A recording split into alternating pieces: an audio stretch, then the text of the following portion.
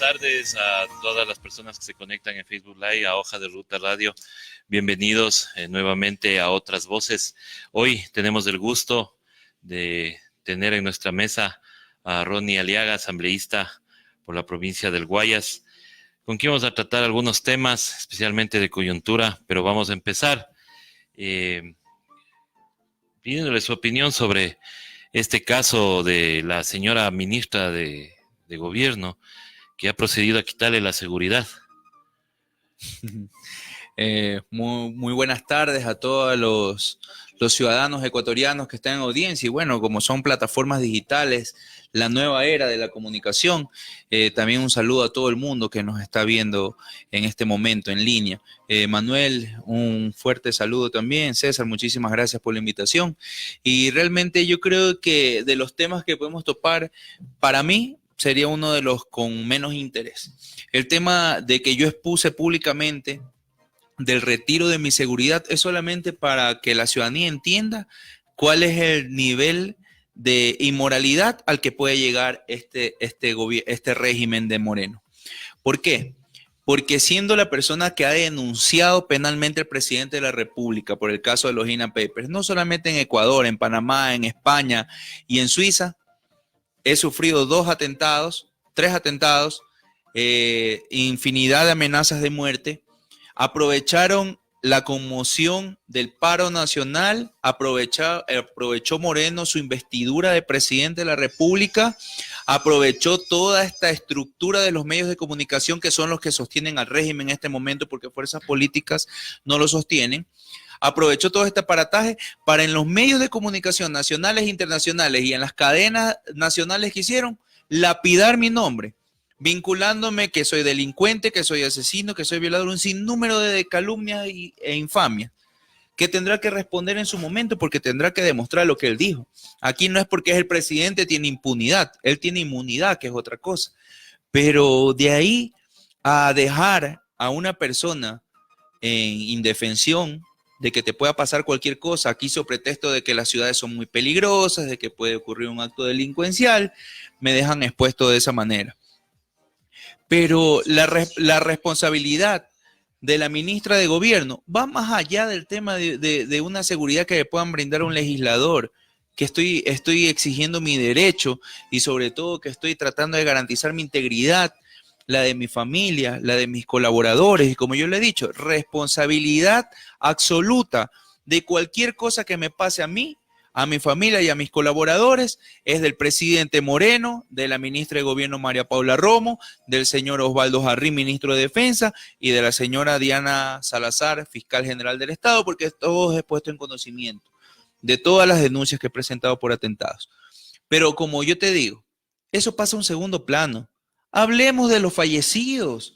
Mi solidaridad con la familia de las personas fallecidas, de las personas heridas, de las personas ilegalmente detenidas. Y no es que me invento yo.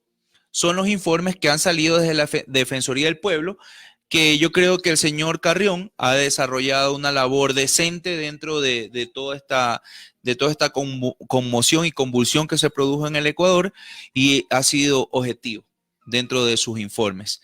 Imagínate tratar de desconocer, creo que ya van 9 fallecidos. Hoy en la mañana dijeron que ya estábamos por los 10 fallecidos. 10 fallecidos. 1.340 heridos, 1.192 detenidos, los desaparecidos. Y aparte de eso, hoy estamos siendo criminalizadas también las plataformas, porque nosotros lo que hicimos fue transmitir en vivo y tomar fotos de lo que estaba pasando. Resulta que la señora Romo dice que ya están siendo investigadas 19 organizaciones, obviamente se está refiriendo a las plataformas, diciendo que hemos publicado noticias falsas, lo cual no es cierto. Mire que ese es el libreto que ellos tienen siempre, ¿no? No es la culpa de ellos, es la culpa de los otros, porque aquí ellos son los que hacen bien las cosas. Ellos, a través de las fuerzas policiales o militares, a través de una protesta, no nos vamos a creer como pueblo ecuatoriano, no somos tontos, nos quieren ver la cara de tontos y no se lo vamos a permitir. No van a decir que son accidentes todos los fallecidos, pues. ¿En qué cabeza se puede ocurrir esto?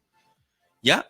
Y la investigación que se quieren hacer, que yo entiendo, contra las plataformas, contra las organizaciones, como ellos mencionaron, de izquierda, todo esto, se debe a que su capacidad de pensamiento es tan reducida, es una mediocridad, porque yo creo que ahí se dan palo y juegan a cuál es el peor de los ministros del régimen. La incapacidad y la inconsecuencia es tal que ellos quieren hacer su proyección para que la ciudadanía crea lo que ellos piensan. Y no es así. La ciudadanía ya despertó. La ciudadanía se está dando cuenta. La ciudadanía sabía que este paro nacional no es que lo convocan los correístas como ellos tratan de hacer ver, pues. No, Esto pues, nació con los transportistas. y a raíz de lo que se firma el decreto Pero por 883. supuesto, un decreto que es firmado de una manera arbitraria porque no han considerado ningún estudio técnico para haber tomado ese tipo de decisión. Y no es que yo me lo invento. Eso lo dijo el propio Moreno en el diálogo de la paz con las organizaciones indígenas, en el cual él mencionó que de aquí se iba a tomar la decisión de focalizar bien los subsidios de los combustibles. Quiere decir que antes se tomó la decisión a mansalva. La tomaron la decisión y como se produjo ese estallido social, ahí sí reculan la decisión. Pero como te decía, aquí es la incompetencia, la inconsecuencia y la ineptitud de un régimen. Tratan de trasladarle esto a los ecuatorianos. Dicen, son los correístas los que iniciaron. Falso. Iniciaron los transportistas por el aumento del valor del precio del combustible, sobre todo el 123% en el combustible de diésel. Luego de esto sabían que se iban a aumentar las tarifas de los transportes públicos. Fue una pelotita que ni los gobiernos autónomos descentralizados querían, porque ellos dijeron, se inventaron que ellos podían evadir la ley y movieron el cuerpecito a un lado y dijeron, se inventaron unas resoluciones espurias que decían que ellos quedaban en las manos de lo que decía el gobierno nacional, cuando es responsabilidad a través del COTAD, a través de la ley, de los gobiernos autónomos descentralizados, tomó la decisión en torno a las tarifas. Pero es que políticamente es un precio bastante alto. Pero para alto, que vea cómo aquí hacen y deshacen con la ley y la constitución los que les viene en gana. Entonces luego de esto se suman los movimientos y pueblos indígenas y hacen sus manifestaciones. Pero no solamente estaban los pueblos y nacionalidades indígenas, estaban amas de casa, estaban estudiantes, estaban obreros, estaban funcionarios públicos, estaban jóvenes, estaban nuestros universitarios, personas de la tercera edad que vimos en las manifestaciones. El pueblo humilde, el pueblo de a pie que se sentía afectado, pues. Es que aquí nos querían vender el cuento de que solamente iban a subir el combustible y los víveres no iban a subir. Claro, y los platos rotos pagaban los que tienen más recursos. Cuando eso es falso, pues. Por supuesto. Yo vengo de la provincia del Guayas, zona rural, netamente agrícola. Usted se va a la zona rural del Guayas y usted encuentra el campesino que tiene su camión 250, una camioneta 250, pero no es de lujo, pues. Es para transportar sus productos. Entonces, de esa manera, tratan de justificar el alza de los combustibles diciendo que iba para los más ricos. No, aquí se fregaba todo el mundo. Y aquí, tal como se demostró, subieron los víveres y la canasta básica. De entrada, ¡pluc!, subió el precio. Porque la cadena de producción, y a mí me encantó la facilidad y la sencillez con la que los compañeros indígenas hicieron una exposición de economía doméstica al ministro de Economía, que no han tomado buenas decisiones, y se los dijo en su cara. El tractorcito de nosotros, si antes lo llenaba con $20, ahora tengo que gastar 45. Se encarece la producción, se encarece el transporte, la línea de distribución que decimos nosotros, y obviamente le trasladas el costo también al consumidor final. Terminamos pagando los platos rotos el pueblo ecuatoriano, el pueblo humilde, el pueblo de a pie, no solamente los que tienen vehículo.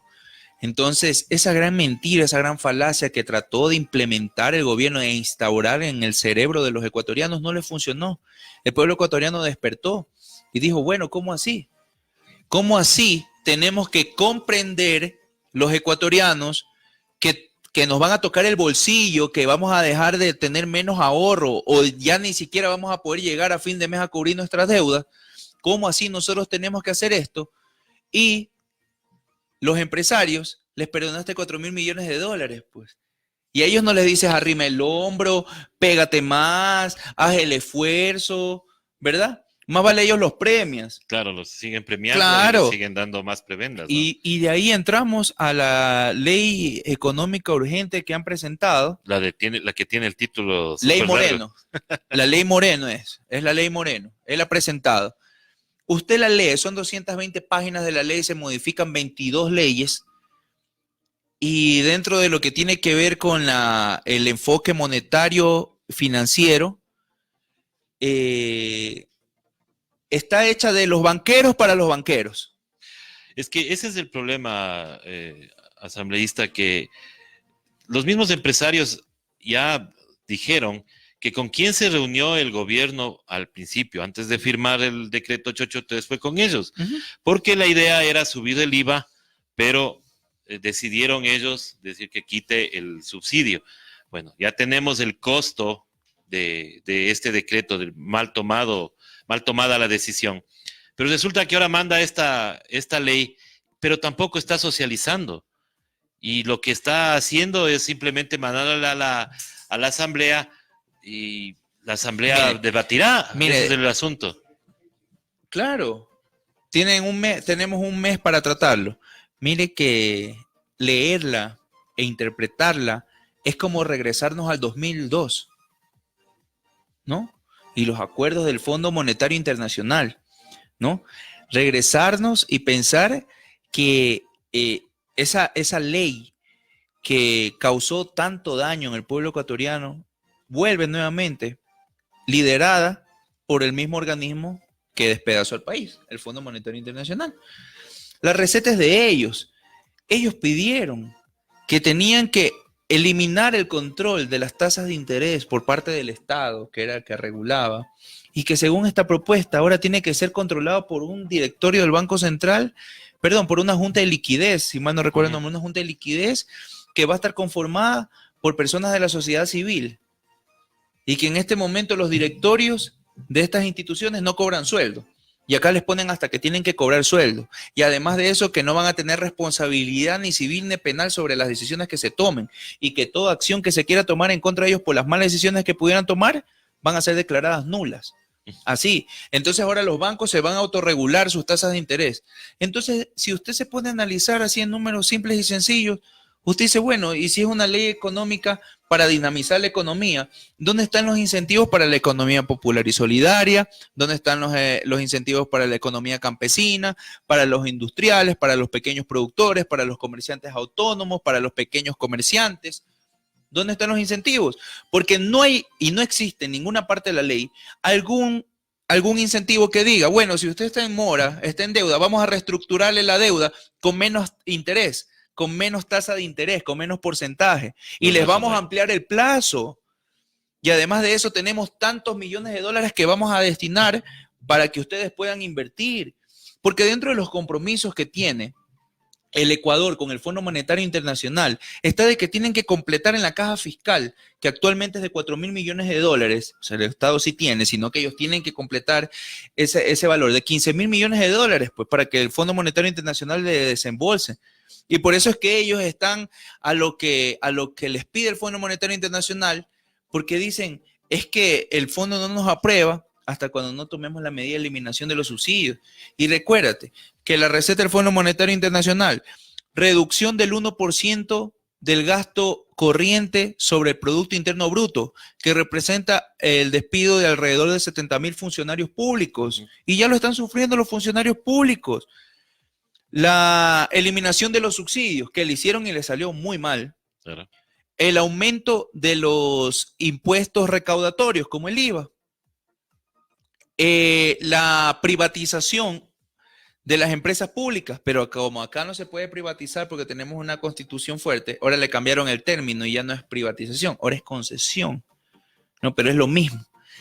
O sea, es una atrocidad, es algo que va en desmedro de las clases populares, que los únicos que se están favoreciendo ahí son los grupos empresariales, los grupos bancarios.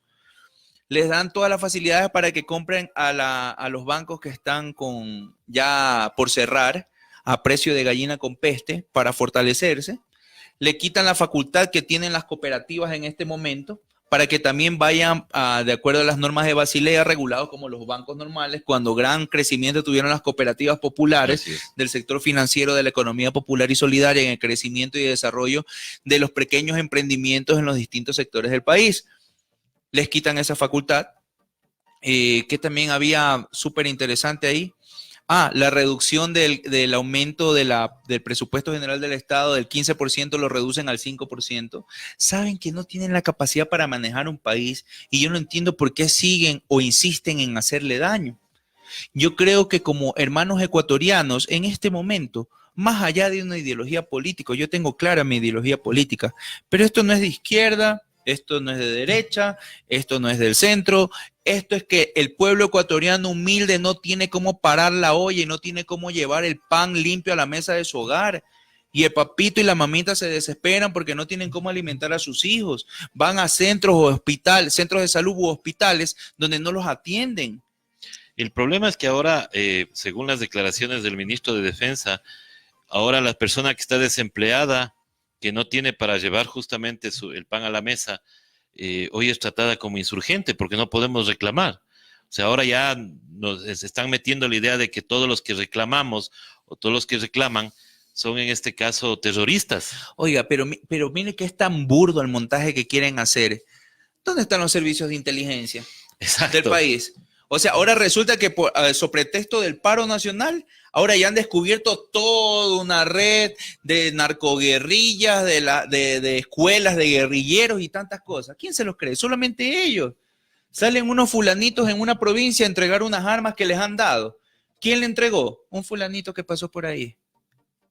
O sea, eso realmente es el trabajo de equipos de inteligencia de un gobierno nacional. Que no pudo detectar dónde estaban 3 colegas periodistas. Imagínense. Y que ahora se enteran de que hay un montón de gente imagínense. acá. A mí me gusta cocinar a veces, ¿no? Uh-huh. Y cuando estaba aprendiendo a cocinar se me quemó el arroz. Pero no se me quema 3 veces el mismo día. Pues. Claro. ¿Sí o no? No se quema 3 veces. Y la Contraloría sí se le quema 3 veces, pues, ¿no? Sí. O sea, usted protege la asamblea que está al frente y la Contraloría no. Pero para tratar de decir, es que fueron los correístas los que incendiaron la Contraloría y que no existía policía y no existía inteligencia policial y militar que podía controlar eso. Y no hay un sistema antiincendios que fue contratado justamente para el edificio nuevo. Además de eso, es tan burdo que se ven en las imágenes que son personas con equipos tácticos, con chalecos y con capuchas y todo eso. Ellos no son indígenas. Y sin embargo, los que están detenidos son 4 jovencitos de Zumbagua, que ni siquiera saben por qué están detenidos. Ellos son los que están detenidos por el tema de Contraloría. Entonces, el burdo montaje para seguir el framing. ¿Cuál es el framing? Los correístas son desestabilizadores, los correístas son golpistas. Ahora resulta que porque usted usa la ley y la Constitución, porque nosotros sí nos tomamos la molestia de leer, y nosotros dijimos, existe motivos para destituir al presidente de la República. Artículo 130, numeral 2 de la Constitución, por grave conmoción interna. ¿Qué nos justificaba? Él había declarado estado de excepción por una grave conmoción interna. Se le estaba yendo de las manos el país. ¿Por qué el diálogo lo toma después de 12 días y no lo toma al día siguiente de que hubo la primera manifestación? Que sabía que el pueblo se estaba volcando en contra de esta medida antipopular. Que él decía que era firme, que era valiente, que claro, por eso tomaba las decisiones. Firme, valiente, soy muy valiente, y se va a Guayaquil. Claro. Y tiene principios. Y se va a Guayaquil. Y se esconde y se refugia en Guayaquil. Yo no sé si realmente en la historia algún otro mandatario hizo eso. Sí, sí hubo otra persona que lo hizo. Que se haya ido a Guayaquil, no. O sea, que haya cambiado la sede de gobierno, no. O sea, no. Se inauguró. El primero... que salió corriendo. De esta última etapa. Para mantenerse en el poder. Exactamente. Y que es, según los analistas, esos analistas que pasan de medio en medio, de los medios tradicionales, dicen que fue una táctica excelente para poder mantenerse en el poder. Pero para mantener el poder nomás. Claro. Más no porque tenga liderazgo. Y más no porque tenga el respaldo del pueblo ecuatoriano, porque tiene menos del 10% de aceptación. Creo que leí una encuesta de Sedatos. Al 4%. No, la de Sedatos dice que subió. Mire, pero acá no vengamos a comer cuentos. Usted el mejor medidor que puede tener de la economía y de lo que pasa en la política es el mercado. Usted acérquese a un mercado y pregúntale a la caserita, ¿ya? Ella le va a decir, mire, no hay esto, no hay plata, entonces no hay circulante, estamos jodidos, estamos en una situación complicada. ¿Ya? Y así mismo, ¿usted le cree presidente? No, yo no lo creo tal cual. Esa es la apreciación. Eso es lo que realmente está pasando en las calles. Es que la ciudadanía se ha dado cuenta que es una persona que no tiene la capacidad de tomar buenas decisiones. que lo que ha hecho es arrastrar todos estos problemas. Estábamos hablando de la ley económica urgente, ya han presentado dos. Pero dígame usted, ¿por qué tenemos que presentar una tercera y por qué estamos tan complicados si ya presentaron dos? Porque no ha habido resultados, pues, con esos otros Pero dos. por supuesto, pero el pueblo tiene que hacérselo saber. Nosotros de la Asamblea Nacional somos una bancada que en este momento, con altos y bajos, seguimos igual del lado del pueblo ecuatoriano de los humildes. Y no vamos a permitir, y nuestras acciones, nuestra voz y nuestros votos van a estar siempre al lado de las grandes mayorías. Pero ahora vaya a preguntarle a la coalición, pues ellos están contentos, sigamos, viva la fiesta, están embriagados de poder y ahora utilizan la herramienta de persecución, el lawfare, la persecución política, para sacar de su camino a sus adversarios y a sus contrincantes, porque ni siquiera tienen decencia, mucho menos valentía van a tener, no tienen decencia, no permiten que nosotros participemos, no nos permiten los espacios en las cadenas tradicionales de comunicación, los medios de comunicación, los obreros de la comunicación, los reporteros, camarógrafos, nos dicen asambleístas que realmente quisiéramos escucharlo a usted o quisiéramos transmitir la información, pero desde arriba los jefes no nos dejan. Hay un bloqueo contra ustedes. Así es. Exactamente. Sí, o dígame usted si en Ecuavisa, en Teleamazonas, en TC, en Gama, en los que sea, sacan algo de lo que nosotros decimos o exponemos en el pleno. No, solamente están ellos. Oiga, con su pero agenda. es que ha llegado a un nivel de descaro terrible este régimen, porque esto no puede ser considerado un gobierno democrático, esto es un régimen totalitario que tiene cooptado todas las instancias de poder. La justicia no responde, tiene que pedirle permiso al Ejecutivo. Usted tiene un contralor que está tipeando un decreto. Sí, mire, imagínense. Y un presidente de la Asamblea sirviéndole café al presidente de la República. ¿Sabías ese tema que contaba Claudio? Claro, sí, justamente que ahí se le vio. Cuestionábamos el tema, ¿cómo así no está el presidente de la Asamblea en las reuniones? Ha estado sirviéndole el café a Lenín Moreno. Chuta. Ha estado tarde pasando. Mire, eso también. En vez de llamar y reunirse en esta crisis, ¿no? Mire que eso también fue un golpe durísimo para el pueblo. Y parte de la estrategia. Una asamblea cómplice. Una asamblea muda de lo que pasaba. Porque entonces la asamblea de Chile es golpista, pues no, porque están sesionando para tratar los temas realmente importantes. Nosotros pedíamos que sesionemos, nadie decía nada. Que no es la seguridad. Por Dios, estaban matando a nuestros hermanos ecuatorianos en las calles. Estaban bombardeándolos. El ministro de Defensa dice muy ligero y suelto de palabras, dice, ay, no se disparó ninguna bala. Y no les volaron el ojo a varias personas, no hubieron personas que las lanzaron de los puentes, no hubieron videos donde la policía le tira la moto encima a una persona en el piso, o personas alzando la mano diciendo no tengo nada y venga, revíseme, clavándole puñete en la cara. Eso es uso progresivo de la fuerza. Entonces, ¿a dónde estamos? ¿A dónde hemos llegado? O sea, este odio político, el odio que el régimen intenta direccionar de la ciudadanía en contra de los políticos, tiene que parar, pues. Acá somos los malos desestabilizadores golpistas cuando nosotros hemos estado queriendo hacer respetar la Constitución y buscar una salida constitucional a todo este problema que se ha desencadenado. Bueno, le transmito lo que dijo un colega suyo, específicamente el general Yandún, que dice que no se reunieron porque tenían el miedo de que les rodeen la asamblea y que les obliguen a tomar la decisión de votar al presidente. Mire, lo que tenían miedo era que el pueblo unido, el pueblo organizado, rodee la asamblea y le pida la renuncia a todos los asambleístas. Yo al menos tengo la solvencia moral para decirles que yo salía con la frente al alto, con mi renuncia, tenga aquí, señor, usted es el pueblo ecuatoriano y nos vamos, porque no nos quieren. Y aquí hay muchos que se están aferrando al puestito y al carguito, pues. Pero si renunciamos uno, renuncian todos, porque se vayan todos o nos vamos todos. Pero ahora resulta que decir eso también es desestabilizar, resulta que decir eso también es golpismo, cuando son mecanismos democráticos y nosotros somos actores políticos y tenemos que hablar de temas políticos para que la ciudadanía sepa que los estamos defendiendo. Pero ¿hasta dónde quiere llegar? ¿Hasta dónde quiere seguir tomando malas decisiones? ¿O hasta dónde quiere hacer sus experimentos? ¿Hasta dónde le quiere dejar la mesa servida a los próximos? Como él ya lo mencionó en Guayaquil. Ya lo dijo. Él dijo, yo estoy preparando todo el camino para que mis amigos, a quienes considero mucho, y él dijo, Nebot y Lazo, a futuro van a ser los presidentes, porque yo le dejo las condiciones. ¿Cuáles son las condiciones? Un país sumido en la miseria, un país destruido. Esas son las condiciones para que venga El Salvador El Salvador y rescate el Ecuador. Pero no, pues, si nosotros tenemos que trabajar para las personas que confiaron en su momento en un plan de gobierno que fue presentado y que fue el vencedor en las urnas, y eso no se está cumpliendo.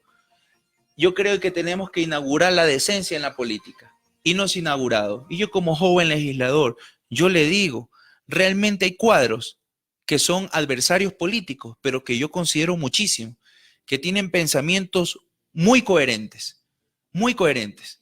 Y hay otros que me han decepcionado porque con sus palabras hablaban tan bien de la democracia, hablaban tan bien de servir a la ciudadanía, que yo les creí, pero con sus acciones, permitiendo que el pueblo sufra, realmente me han decepcionado terriblemente. Es decepcionante escuchar en la Asamblea Nacional solamente solidarizarse con las fuerzas militares y las fuerzas policiales. Y con el pueblo y con los heridos. Y con el pueblo y con los heridos. Y cuando nosotros queremos hablar, no nos permiten. Yo le tomo foto a mi curul cada vez que pido la palabra. Porque es por sistema, ¿no? Le tomo la foto. No me dejan hablar. Porque voy a hacer algún discurso medio raro, que ya se han definido, que solo hablan 3 de bancada, que ya hablan 2. Y yo también tengo el derecho a expresarme. Yo también represento un sector de la sociedad. Yo soy miembro de una organización urbana. Tenemos derecho a hablar. Pero así nos tratan de callar. Esas son las herramientas que utilizan en este momento. Era como en la Santa Inquisición, ¿no? O en el anterior Código Penal. En el anterior Código Penal, cuando te querían sacar del camino político, venía la denuncia anónima, porque existía esa figura. Te hacían la denuncia anónima, ay, te denunciaron, tú eres delincuente y te vas preso. Ahora no, pues. Ahora sí tiene que haber una persona con nombre y apellido. Pero ahora, ¿qué hacen? El testigo protegido y el cooperador eficaz. ¿Cuántos cooperadores eficaces han funcionado? Ninguno. Y los testigos protegidos son testigos falsos que tratan de armar mamotretos. A mí cada vez que me daban una alerta se les caía por el caño se les iba, porque a mí me alertaban, porque hay gente que todavía yo considero que dentro de las instituciones del Estado está tan hastiado y asqueado de todo lo que sucede, que nos cogen y nos alertan y dicen, oye, ¿te quieren armar esto? Salgo y denuncio. Imagínense, tratar de armar mamotreto por ser miembro de una organización urbana. Ya eres delincuente, asesino y violador. ¿Dónde están las pruebas del señor presidente? Se me salió, porque soy respetuoso. Pues ese no es señor. Pero ¿dónde están las pruebas que él pueda tener de decir que yo soy asesino y delincuente? Pues él tendría que presentarla. Les acusó directamente, ¿no? Que dijo que todo esto estaba armado por esa organización. Eran las FARC, los correístas, los Latin King. Después fueron los rusos. Dora la Exploradora, Barney, y todos esos estaban involucrados en esa confabulación que habían hecho.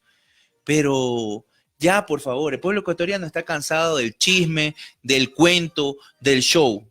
Hay una diferencia abismal, ¿no? De lo que está pasando en Chile, pero allá el presidente Piñera no acusa pues a agentes externos. Por ahí se le salió esto de que está en guerra y todo lo demás, pero él pide disculpas ayer y dice que pide disculpas por no haberse dado cuenta que los gobiernos anteriores y el de él no han escuchado al pueblo. O sea, me parece algo más loable que lo que hace el señor Moreno, pues. Bueno, es que yo no sé si hay niveles de indecencia. ¿No? Ahí sí puede no ser. sé. Claro, puede haber niveles de indecencia quizás, pero no. Mira, aquí nos metieron el cuco de que íbamos a hacer como Venezuela. Ese fue el cuco que nos metieron. No, y el cuco real es que nos querían hacer como Argentina. Yo les voy a pasar unos videos, recopilaciones de los discursos de Macri y de Moreno, lo mismo. Eliminación y aumento de las tarifas de servicios básicos. Aquí lo hicieron, ya subieron la energía eléctrica. Ajá. Eliminación de subsidios. Ya lo hicieron. La privatización de las empresas. Lo intentan hacer. Y la persecución política, ¿no? Trataron de encerrar a sus adversarios. En Argentina igual. Pero ¿cuál fue el gran revés? Que este fin de semana allá vuelve a ganar esa izquierda progresista que le generó tanto bienestar al pueblo argentino y que fue el gran error de Macri atacarlo. Porque está atacando a procesos de construcción del verdadero poder popular, de las bases estructurales de la sociedad, donde se sentían representadas. Pero no pasará lo mismo que está pasando ahora en Bolivia, que Evo ya está determinado que ha ganado, pero ahora asoman estos actores a decir que hay fraude, igualito que pasó acá, ¿no? Pero si no le estoy diciendo que es un libreto, porque Claro. son hasta tacaños y compran el mismo libreto para poner en todos los países. Las mismas cajas, las Claro, mismas actas y todo. los mismos diarios de Hello Kitty y hacen que el fraude electoral. Y acuérdense que acá en Ecuador también dijeron lo mismo. Claro. Hay una cosa que yo creo que es un poco diferente. Claro, yo creo que el cinismo del presidente chileno es brutal, ¿no? Porque, claro, reconoce el tema de cómo han venido desarrollando todo un modelo para generar llegar a lo que ha llegado Chile, que es realmente un modelo depredador brutal con una concentración de riqueza inaudita en el mundo, ¿no? Pero claro, las medidas igual que saca son absolutamente marginales, ¿no? Ayudar a los pobrecitos, dar medicina a los pobrecitos, pero no enfrenta realmente el problema de fondo, que es la privatización y todo el aparato político-militar chileno al servicio de un pequeño... Demagogia. Sí, es una demagogia pura. Y con el agravante además que en Chile, hoy la clase obrera tiene una huelga nacional. Y nuestra clase obrera, a mí sí me duele en el alma saber que, por ejemplo, acaban de negociar la marcha del 30 de julio para no ensuciar Quito. Hubiesen ido con sus escobas y sus recogedores, pues, y ensuciaban y dejaban limpio. Desde el mismo grupo de esta gente, de estos Enrique Ayala y cosas, han llegado a tal nivel de claudicación y de cinismo, porque sí es gente de última, no sé. En vez de defender los intereses del pueblo, realmente entregados a defender un proyecto neoliberal y brutal contra la propia clase obrera, porque el tema de las medidas laborales van a ser brutales, la flexibilización laboral. Pero en términos concretos, ¿cuál sería la perspectiva política? ¿Qué hacer para enfrentar estas mafias, para enfrentar este modelo económico, para enfrentar en estas nuevas condiciones políticas el quehacer del pueblo, lo que nos correspondería hacer para estar en otro camino político? Como yo siempre he mencionado, primero, utilizar un lenguaje sencillo, un lenguaje muy digerible para el pueblo común, el pueblo de pie. Con todo el respeto, nosotros le empezamos a hablar de las prácticas neoliberales y la gente dice, ¿y qué es eso? Pero si yo le estoy diciendo que son medidas antipopulares, que son medidas que le van a golpear directamente el bolsillo a las personas que más necesitan y estás beneficiando a los grupos económicos de poder y a los banqueros, ahí sí lo entiendes. Pues. Yo te estoy diciendo, ¿sabes qué? Ya no vas a poder hacer desayuno, almuerzo y merienda, pues solo vas a poder hacer desayuno y almuerzo. Y la merienda y un vasito con agua nomás o una agüita aromática, si es que. Ya. Entonces, de esa manera tenemos que llegar a la ciudadanía que entienda que habemos o existimos políticos que tenemos esa responsabilidad social.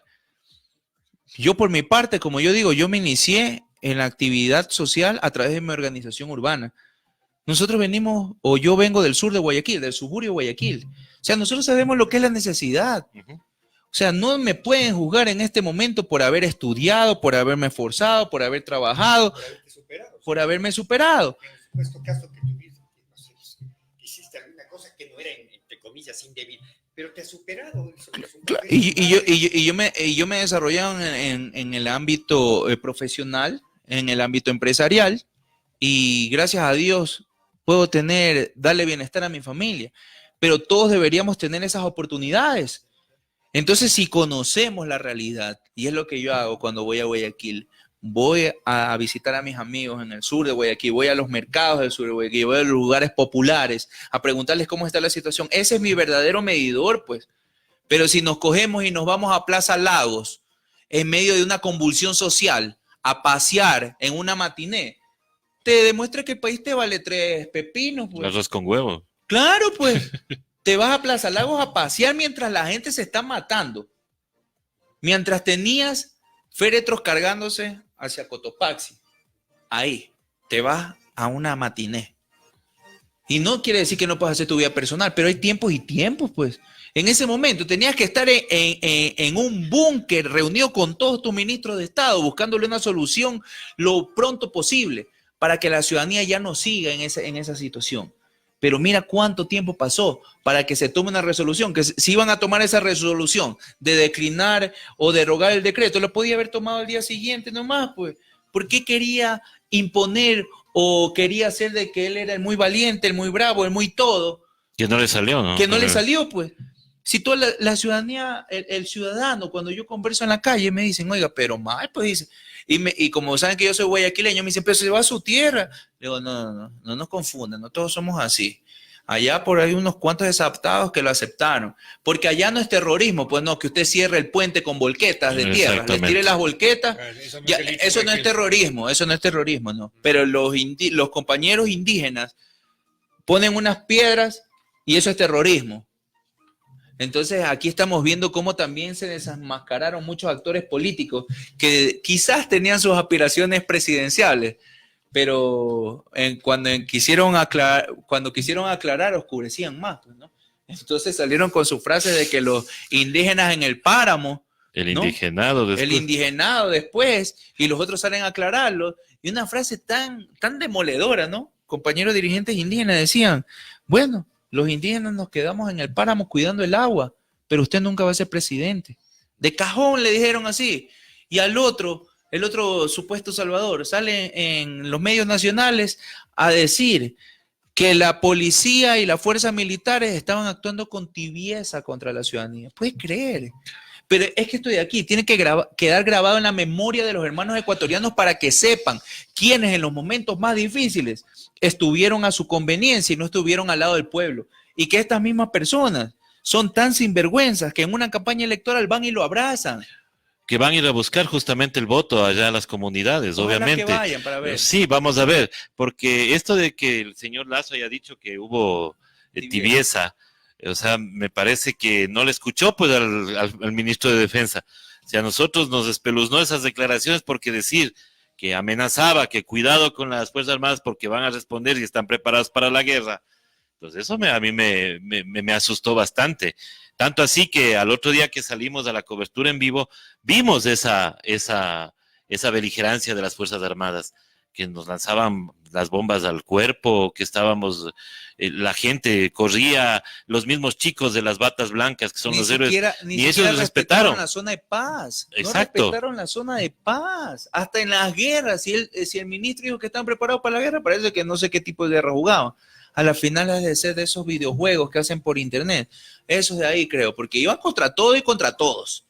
Entonces, yo creo que aquí realmente, como estábamos conversando en la pregunta que hiciste, demostrarle a la ciudadanía que existe una nueva clase de políticos, que no estamos sometidos al régimen de turno, que estamos aquí por representar a los sectores populares, que estamos siempre al lado de la ciudadanía, que no es por hacerle publicidad a mi bancada, pero siempre hemos tenido una postura coherente en lo que se refiere de estar del lado de los más necesitados, que nuestras actuaciones dentro del Pleno de la Asamblea Nacional siempre han sido pensando en un objetivo nacional, con pensamientos profundos, hasta con la misma guerra de las ideas. Escuche los debates, por favor, de los asambleístas que están ahí en el Pleno de la Asamblea, pues. Escuche esos debates y escuche los argumentos que nosotros exponemos. Nosotros siempre vamos a defender ese plan vencedor en las urnas, que era el de seguir dándole bienestar a la gente y que hoy en día no se consigue. Entonces, ¿qué tenemos y qué necesitamos en este momento? Ciudadanía organizada. Porque la protesta social, el derecho a la resistencia, está garantizado en la Constitución a través del artículo 98. Y que la ministra de Defensa, la ministra de Gobierno era defensora cuando no era ministra. Por supuesto. Entonces, tenemos garantizado eso. Obviamente, yo no le voy a decir que se justifica la violencia. Al contrario, yo le voy a decir que rechazo todo acto violento y delictivo, venga de donde venga, y que los responsables tendrán que ser sancionados conforme a la ley. Pero aquí de que podemos salir a protestar y a manifestar nuestro rechazo en contra de medidas económicas, en contra de medidas sociales, en contra del mismo mandatario, lo podemos hacer de una manera respetuosa, organizada y democrática. Además, definir también qué es violencia, ¿no? El someter a la gente, al pueblo por hambre es violencia. El querer privatizar los sectores estratégicos de la economía es violencia. O sea, yo creo que hay una cantidad, el quitar medicina, quitar escuelas. Dejarte sin trabajo es violencia. Exactamente. Claro. La fiscalización laboral es violencia. La gente sale a las marchas y son reprimidas brutalmente. ¿Es violencia de quiénes? O sea, la gente tiene todo el derecho a defenderse. Quienes generan la violencia son muertos. O sea, estaba leyendo lo que decían los chicos, claro.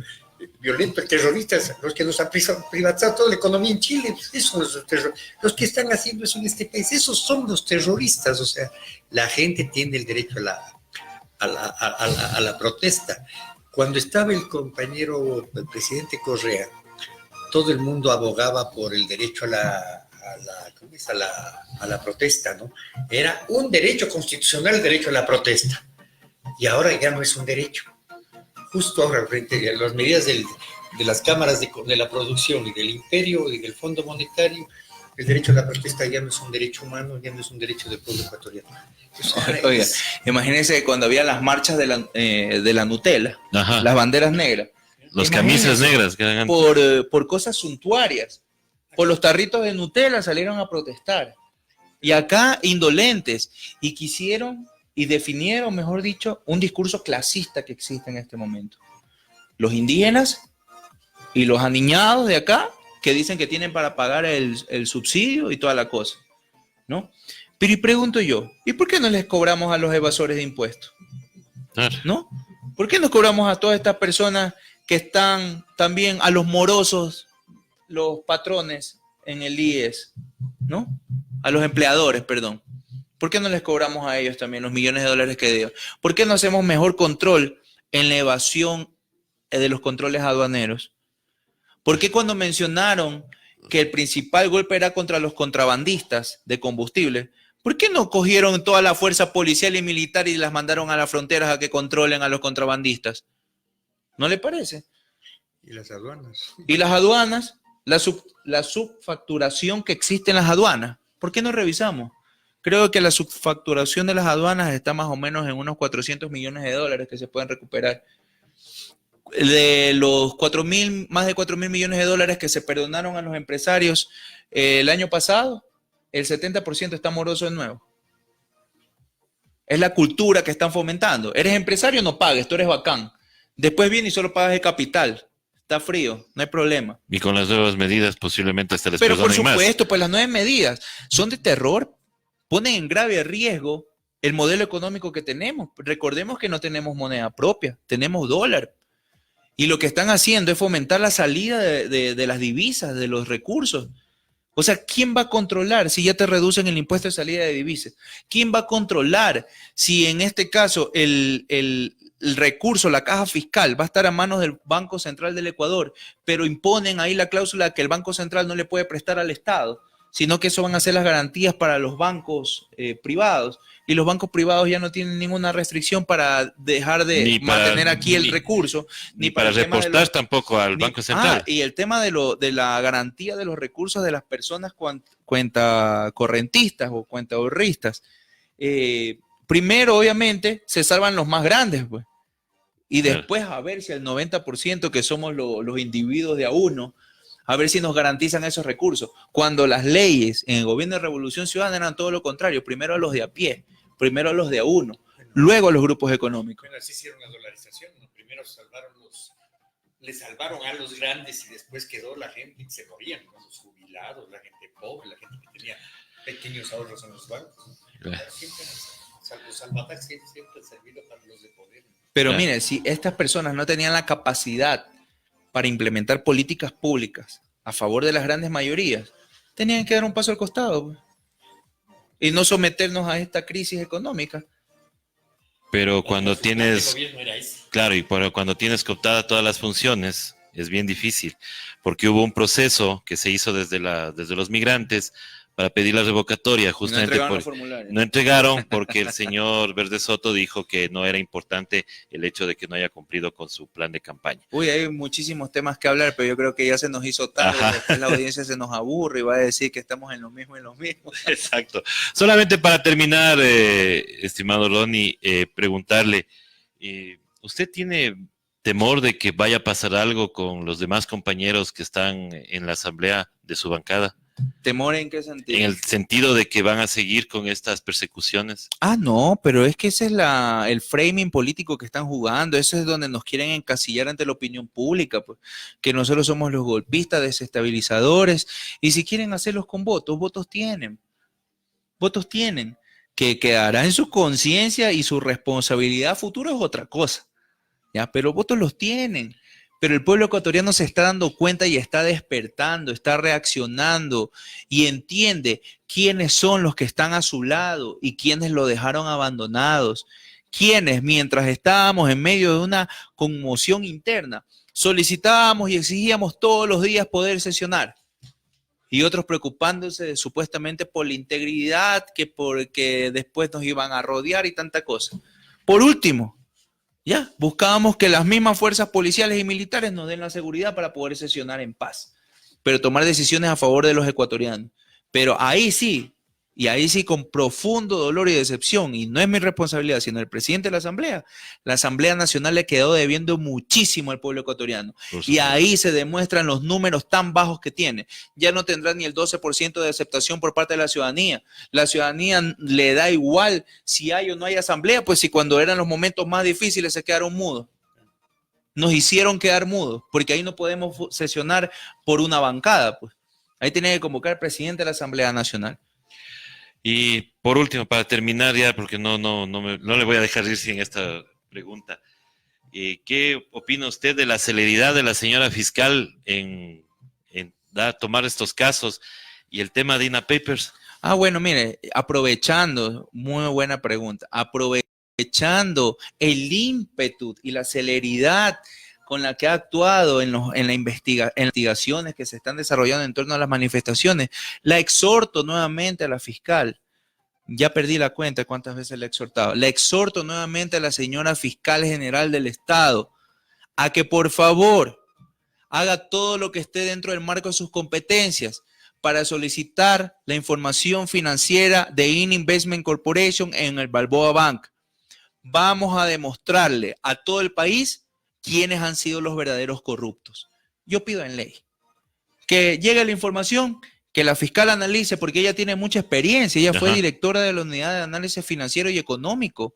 Ella sabe que dentro de toda esa información hay presuntos delitos de cohecho, de blanqueo de capitales, ¿no? Enriquecimiento ilícito, ¿ya?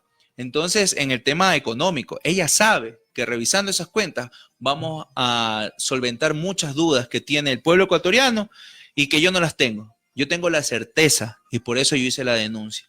Así que exhorto a la señora fiscal, aprovechando el ímpetu que tiene en este momento, a que saquemos toda la información. En casos similares, por menos pruebas que esto, hay personas detenidas, allanamientos y personas con grilletes. Aquí, sobre pretexto de que es el presidente de la República, es su familia y su círculo económico más cercano, no quieren hacer absolutamente nada. El pueblo ecuatoriano y la historia les va a dar el lugar que se merecen a todos estos personajes que están impidiendo que el pueblo ecuatoriano sepa la verdad. La justicia brillará.